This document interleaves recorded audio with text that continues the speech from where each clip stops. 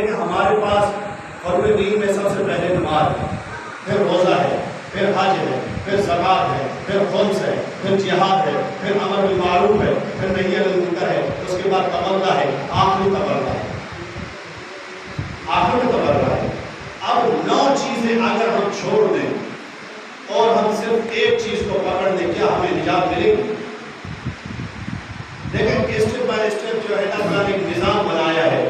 ایک چیز اگر آپ کے ہاتھ میں آتی ہے، پھر دوسری، پھر تیسری، پھر چوتھی۔ اب آپ دیکھیں اللہ نے اسی طرح یہ ترتیب بنائی ہے۔ اللہ نے سب سے پہلے نبی بھیجے، پھر انہی میں سے رسول بنائے، پھر انہی میں سے اللہ نے 5 نبیوں کا انتخاب کیا، پھر انہی میں سے آخری نبی کو پوری کائنات کے نبیوں کا سردار بنایا۔ یہ اللہ کا نظام یہ ہے کہ اللہ ترتیب سے نبیوں کو بھی بھیجتا ہے، رسولوں کو بھی بھیجتا ہے، اسی طرح اماموں کو بھی اللہ نے ترتیب سے بنایا۔ بسم اللہ بسم اللہ۔ ہمیں آگے نہیں بڑھنا، ہمیں امام سے آگے نہیں بڑھنا، کیونکہ امام کا شیعہ وہ کہلائے گا جو امام کی بات مانے گا۔ اب چھٹے امام امام جعفر صادق علیہ السلام، اللہم صلی علی محمد وعلی محمد فرماتے ہیں تقیہ جو ہے اپنے عقیدے کو چھپانا دین کا حصہ ہے، یعنی آپ کا جو دین ہے وہ تقیہ کے اندر بند ہے، چھپا ہوا ہے، یعنی آپ اپنے عقیدے کو آشکار مت کریں، آشکار نہ کریں۔ اچھا کہاں کریں کہاں نہ کریں یہ بھی انہوں نے بتایا ہے۔ اب مثال کے طور پہ آپ کی ایک ایسی محفل ہے کہ جس میں آپ اپنے عقیدے کو بیان کر سکتے ہیں، کوئی رکاوٹ نہیں ہے، امام فرماتے بیان کریں۔ امام فرماتے کہ اگر کسی جگہ آپ کو یہ محسوس ہو کہ اگر میری بات کسی اور کو بری لگے گی، توجہ کیجیے گا، بسم اللہ بسم اللہ۔ اگر میری بات کسی کو بری لگے گی یا خدا نخواستہ اس تک جو ہم پیغام پہنچانا چاہتے ہیں اس وجہ سے وہ پیغام ان تک نہ پہنچے، بسم اللہ بسم اللہ ماشاء اللہ۔ یہ مجالس امام حسین ہمیں کیا سکھا رہی ہے؟ یعنی یہ پیغام فقط شیعوں کے لیے نہیں ہے، یہ امام بارگاہ مخصوص نہیں ہے کہ اس میں شیعہ آئے گا۔ ہم تو دنیا والوں کو کہتے ہیں، میں نے کل بھی ذکر کیا تھا، یہ مسجدوں کے نام انہوں نے لکھ دیے، یہ فلاں کی مسجد، یہ فلاں کی مسجد، لیکن جب یہ خانہ کعبہ پر جاتے ہیں وہاں تو کوئی یہ نہیں کہتا کہ تم یہاں کیوں آئے ہو، بسم اللہ نہیں بسم کہتا اللہ۔ نا کسی کو، یہاں پہ لڑائی کرتے وہاں سب ایک ہو جاتے ہیں۔ اللہ چاہتا ہی یہی ہے کہ سب ایک ہو جائیں، اسی لیے اللہ نے فرمایا وَاعْتَصِمُوا بِحَبْلِ اللَّهِ جَمِيعًا وَلَا تَفَرَّقُوا، اللہ کی رسی کو مضبوطی سے پکڑ لو اور فرقے بازی نہ کرو۔ اور پہلی مجلس کا عنوان تو یہی تھا کہ اللہ کی رسی ہے کیا؟ چوتھے امام نے فرمایا اللہ کی رسی قرآن مجید ہے۔ بسم اللہ بسم اللہ۔ اللہ کی رسی قرآن مجید ہے، ہمیں قرآن پہ چلنا ہے، قرآن کی باتوں پہ عمل کرنا ہے۔ اور پھر میں نے حدیث بارہا پہلے بھی پڑھ چکا ہوں، پھر آپ کے لیے دہرا رہا ہوں کہ امام نے فرمایا الامام یہدی الی القرآن، امام وہ ہوتا ہے جو ہدایت کرے قرآن کی طرف، اور قرآن یہدی الی الامام، اور قرآن ہدایت کرتا ہے امام کی طرف۔ یہ امام کہہ رہے ہیں کہ اپنے دین کو، اپنے عقیدے کو چھپاؤ۔ بسم اللہ۔ اور پھر ہم اگر آشکار کرتے ہیں یہ جو ہمارے دین کا حصہ ہے، ہمارے مذہب کا حصہ ہے جس کا نام تبرع ہے، یقیناً تبرع کی اجازت ہے آپ کریں، لیکن اسے اس حد تک بھی ظاہر نہ کریں کہ کسی کو تکلیف ہو۔ اور حتیٰ کہ امام فرما رہے ہیں کہ جب آپ کا دین آپ کے تقیے کے اندر بند ہے تو پھر آپ اپنے امام سے آگے کیوں بڑھ رہے ہیں؟ اب جو امام سے آگے بڑھ جائے وہ امام کا چاہنے والا نہیں ہوتا، امام کا پیروی کرنے والا نہیں ہوتا۔ اب ایک بیٹا اپنے باپ کے ساتھ جب چلتا ہے تو کوشش کرتا ہے کہ اس کے قدم اپنے باپ کے پیچھے ہو، کوئی بیٹا اپنے باپ سے آگے نہیں نکلتا۔ اور رسول خدا فرماتے ہیں کہ ہم، یعنی علی امیر المومنین کے لیے فرماتے ہیں، اپنے لیے فرماتے ہیں کہ ہم اس امت کے باپ ہیں، یہ امت جو ہے اس کے بعد ہم ہیں، یعنی رسول خدا اور علی امیر المومنین۔ اب اگر کوئی امتی رسول سے آگے بڑھے یا علی سے آگے بڑھے اور امام جعفر صادق ہو یا امام زمانہ ہو، ہمارے باپ ہیں، ہم اپنے باپ سے کیسے آگے بڑھ سکتے ہیں؟ بسم اللہ بسم بڑھ اللہ۔ سکتے یقیناً، اگر بڑھ جائیں تو گنہگار ہو جائیں گے، ہماری عزت کم ہوگی، لیکن اگر ہم ان کی بات مانیں، ان سے 2 قدم پیچھے رہیں تو اس میں ہماری عزت ہے۔ سلوات پڑھو صلی اللہ علیہ وسلم۔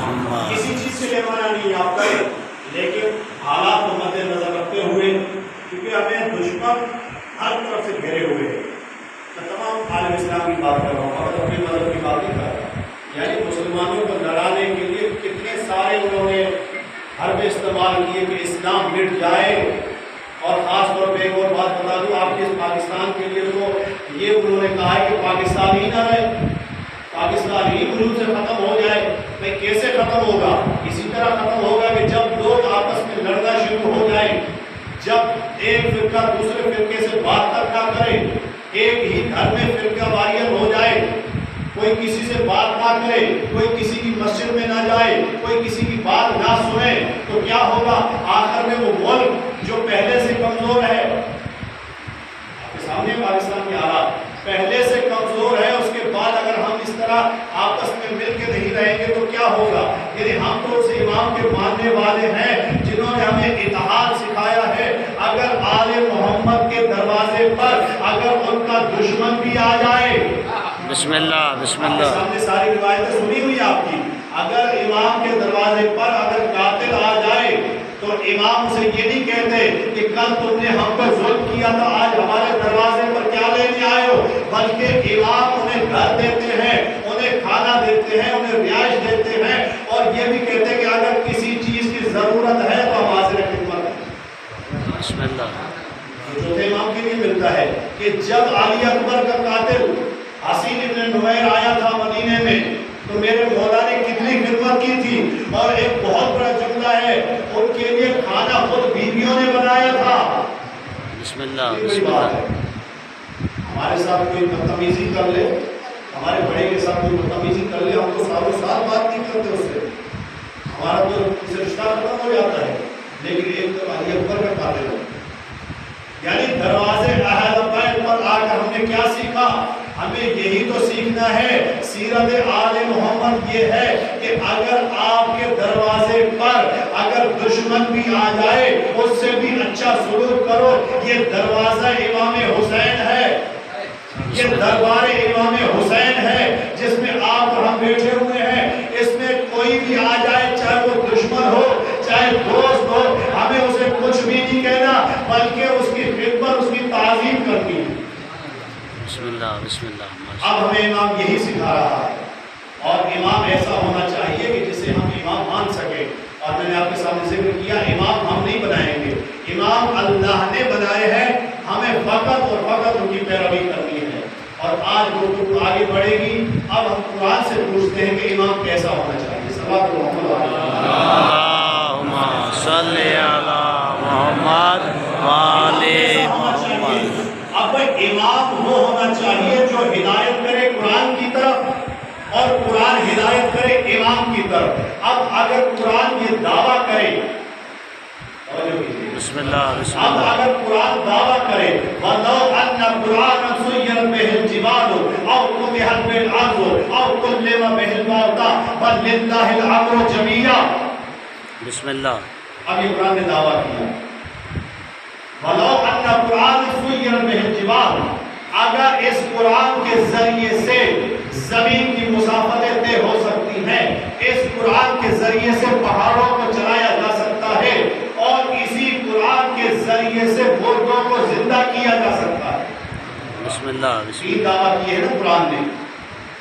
اب قرآن کیا کر رہا ہے کہ اس قرآن کے ذریعے سے زمین کی مسافتیں طے ہو رہی ہیں، اسی قرآن کے ذریعے سے پہاڑ چلائے جا سکتے ہیں، اسی قرآن کے ذریعے سے مردوں کو زندہ کیا جا سکتا ہے. کیا آپ نے آج تک یہ تینوں چیزیں دیکھی ہیں؟ بسم اللہ بسم اللہ. اگر دیکھنی بھی ہے تو آپ کو امام کے دروازے پہ آنا پڑے گا اور آپ یہ تینوں چیزوں کا مشاہدہ کریں گے. امام نے یہ کر کے دکھایا. اب تاریخ نے لکھا کہ امام وہ ہوتا ہے کہ جو تینوں چیزوں کر کے دکھائے. اب تاریخ نے بھی لکھا اور قرآن کا واقعہ موجود ہے کہ یہ پہاڑ قرآن کے ذریعے سے چلائے جا سکتے ہیں. اور پھر یہ قرآن میں ملا کہ جب رسول خدا اپنی اہل بیت کو لے کر چلے میدان مباہلہ میں، جب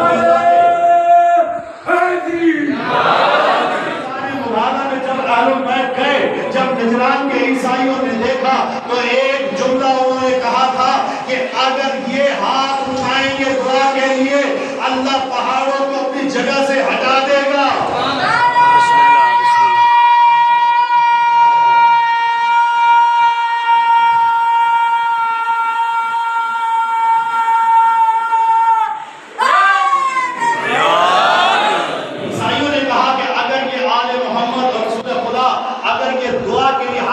کریں گے پہاڑ اپنا راستہ چھوڑ دیں گے، راستہ دے دیں گے، یعنی اگر پہاڑ ہٹیں گے تو آل محمد کی وجہ سے، ان اماموں کی وجہ سے، اور قرآن کہہ رہا ہے کہ اسی قرآن کے ذریعے سے مردوں کو زندہ کیا جا سکتا ہے۔ آج تک جتنے مولوی ہیں قرآن پڑھتے ہیں لوگ مر جاتے ہیں۔ ایک شخص آیا کسی مولانا کے پاس، کہا کہ وہ بہت بیمار ہیں، ان کی روح قبض نہیں ہو رہی، آئیے سورہ یاسین پڑھے، ہے نا ایسے ہوتا ہے نا، آئیے سورہ یاسین پڑھے۔ جب مولانا گئے اور سورہ یاسین شروع کی، ابھی پہلی امید نہیں آئی، بابا جنت میں پہنچ گئے۔ قرآن کہہ رہا ہے اور کلم بہل موتا، قرآن کے ذریعے سے مردوں کو زندہ کیا جاتا ہے۔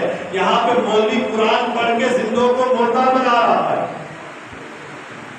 زندوں کو مردہ بنا رہا ہے۔ قرآن دعویٰ کر رہا ہے کہ قرآن کے ذریعے سے مردہ زندہ ہوتے ہیں، یعنی پتہ چلا اگر کوئی قرآن پڑھے زندہ کو مردہ بنائے، وہ امام نہیں ہو سکتا، وہ اللہ کا بھیجا ہوا نمائندہ نہیں ہو سکتا۔ اللہ کا بنایا ہوا امام وہ ہوگا جو مردوں کو زندہ کرے۔ ایک شخص امام جعفر صادق علیہ السلام کی خدمت میں آگر کہتا ہے کہ یا رسول اللہ، ہم نے آپ سے سنا، آپ نے فرمایا کہ اگر کوئی کسی قبر پر 70 مرتبہ سورہ فاتحہ پڑھے، 70 مرتبہ اگر کوئی کسی قبر پر 70 مرتبہ سورہ فاتحہ پڑھے تو مردہ زندہ ہو جاتا ہے۔ مولا میں نے 70 مرتبہ کسی قبر پر سورہ فاتحہ پڑھی لیکن مردہ زندہ نہیں ہوا۔ امام کا قول ہے، امام فرماتے ہیں کہ اگر کوئی کسی قبر پر 70 مرتبہ سورہ فاتحہ پڑھے تو مردہ زندہ ہو جاتا ہے۔ اب وہ کہتے ہیں کہ اپنا رسول اللہ میں نے کر کے دیکھا، مردہ زندہ نہیں ہوا۔ اب جب امام نے یہ بات سنی، امام نے فرمایا میں نے کہا تھا، لیکن آج میں یہ کہہ رہا ہوں کہ اگر کوئی 7 مرتبہ کسی قبر پہ، اگر کوئی 7 مرتبہ کسی قبر پہ سورہ فاتحہ پڑھے تو مردہ زندہ ہو جاتا ہے۔ اب امام کو جلال آیا، امام فرماتے ہیں کہ اگر کوئی 1 مرتبہ سورہ فاتحہ کسی قبر پر پڑھے تو مردہ زندہ ہو جاتا ہے۔ اب امام نے آگے بڑھ کر اور ایک جملہ کہا کہ اگر کوئی فاتحہ نہ بھی پڑھے، فقط بسم اللہ پڑھے، تب بھی مردہ زندہ ہو جاتا ہے۔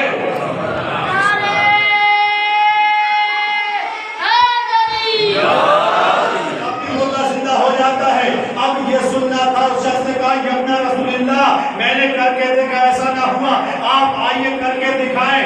اب امام کو لے کر چلا قبرستان میں۔ جب امام پہنچے، امام نے سورہ فاتحہ پڑھی اور قبر کو ٹھوکر ماری اور کہا قم بإذن اللہ۔ اب وہ قبر پھٹی۔ جب جیسے ہی امام نے اس کے اوپر سلام کیا، کہا السلام علیکم، اسی ٹائم پہ وہ جب اٹھا تو اس نے یہ جواب سلام دیا، وعلیکم السلام یا ولی اللہ، اے اللہ کے ولی آپ پر سلام ہو۔ وہ شخص حیران تھا، کہا کہ اپنا رسول اللہ جب میں نے قرآن پڑھا مردہ زندہ نہیں ہوا، آپ نے 1 مرتبہ سورہ فاتحہ پڑھی، یہ مردہ زندہ کیسے ہوا؟ امام نے فرمایا یہ وہ کتاب ہے جو ہمارا ورثہ ہے، ہم امام اس کتاب کے وارث ہیں۔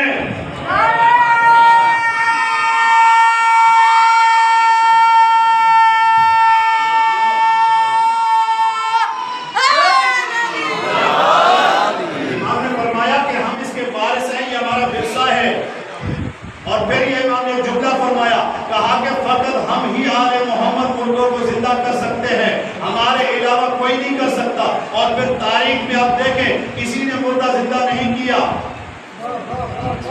کسی نے تاریخ میں کسی مردہ کو کسی نے زندہ نہیں کیا۔ اگر کیا ہے تو فقط ہمارے اماموں نے، اس لیے کیونکہ اللہ کے بنائے ہوئے ہیں۔ اگر اللہ کے بنائے ہوئے نہ ہوتے کبھی نہ کرتے، یعنی اللہ کا بنایا ہوا امام ہوتا ہی وہ ہے جو قرآن کی طرح عمل کر کے دکھائے۔ قرآن دعویٰ کرتا ہے تو امام ثابت کر کے دکھاتا ہے، کیونکہ قرآن اور امام ایک دوسرے سے جدا نہیں ہے۔ لا یفترقان الی یوم القیامہ، یہ امام اور قرآن ایک دوسرے سے جدا نہیں ہوں گے قیامت کے دن تک۔ صلاۃ محمد علیہ محمد۔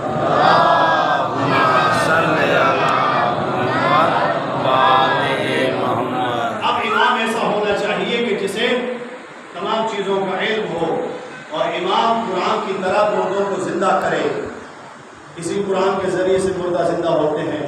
اسی طرح امام بھی مردوں کو زندہ کرے. اب ایک شخص امیر المومنین کی خدمت میں آیا. صلوات محمد اللہم صلی علی محمد والے آقا کہتے ہیں مولا میں آپ کا شیعہ ہوں, آپ کا چاہنے والا ہوں, اور میری ایک تمنا ہے, ایک خواہش ہے.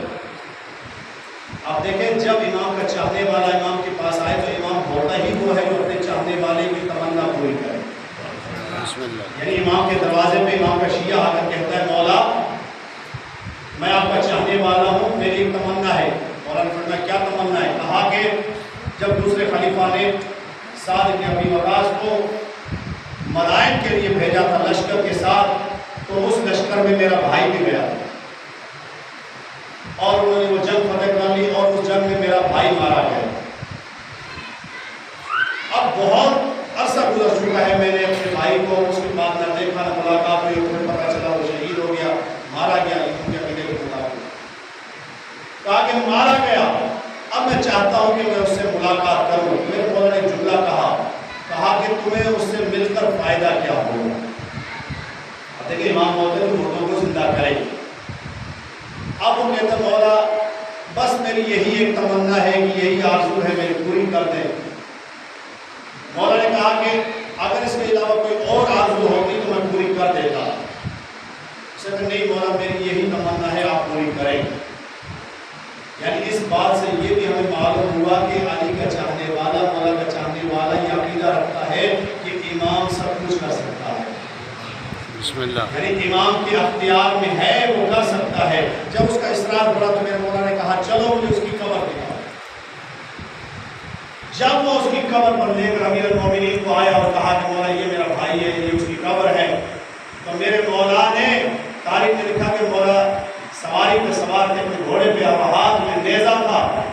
امیر المومنین جیسے ہی اس کی قبر کے قریب پہنچے, امیر المومنین نے اس نیزے کی جو سرا ہوتا ہے اسی قبر کے اوپر رکھا اور ایک جملہ کہا. جیسے ہی اس نے وہ جملہ سنا, اس کی قبر پھٹی اور وہ باہر نکلا. تو اس کے بھائی نے دیکھا اور کہا کہ ہاں مولا یہ میرا بھائی ہے.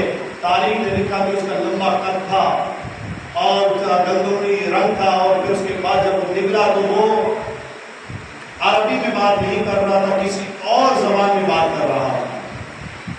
کیونکہ پہلے وہ عرب تھا, جیسے ہی وہ قبر سے اٹھا تو وہ عربی نہیں بول رہا تھا. تو اس وقت میں مولا نے اس مردے سے یہ کہا جو زندہ ہوا, کہا کہ تم تو عرب تھے, یہ تمہارا بھائی بھی عرب ہے, لیکن یہ تمہاری زبان کیوں تبدیل ہو گئی ہے؟ بس اس نے یہ ایک جملہ کہا کہ اسی لیے اللہ نے میری زبان کو تبدیل کر دیا. میں آپ کا دشمن ٹھہرا, میں جس جنگ کے لیے گیا تھا, جن لوگوں کے ساتھ گیا تھا, وہ بھی آپ کے دشمن تھے, میں بھی آپ کا دشمن ہوں. اللہ نے آپ کی دشمنی کی وجہ سے میری مادری زبان کو چھین لیا ہے. میری مادری زبان کو آپ کی دشمنی کی وجہ سے چھین لیا ہے. تو پھر اسی وقت میرے مولا نے کہا کہ واپس چلے جاؤ, اور پھر ایک جملہ کہا کہ جو علی سے دشمنی رکھتا ہے اس کا ٹھکانہ جہنم ہے, جاؤ